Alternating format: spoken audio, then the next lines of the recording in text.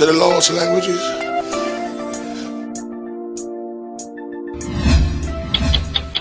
Hallelujah.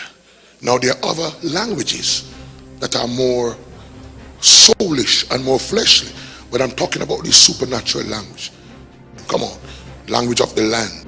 Somebody said the lost languages. And we didn't have time to develop this. But we've got to pay attention to these. God says, I'm speaking in these ways. I'm speaking in these ways. And the world is illiterate.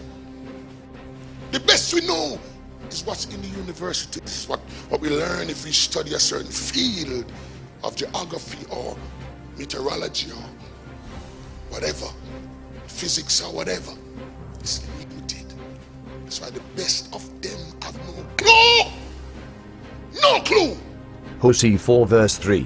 Therefore shall the land mourn, and every one that dwelleth therein shall languish, with the beasts of the field, and with the fowls of heaven. Yea, the fishes of the sea also shall be taken away.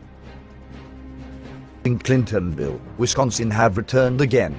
This time the booms were louder and stronger, and the strange sounds lasted longer than the previous. More than 70 calls were made between 10 p.m. and 11 p.m. to report the sounds.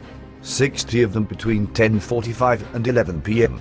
Yes, we know is what's in the universities, what we learn if we study a certain field. That's why the best of them have no clue. No clue. The booms and shakes have gotten so bad that they have begun to drive residents from the town.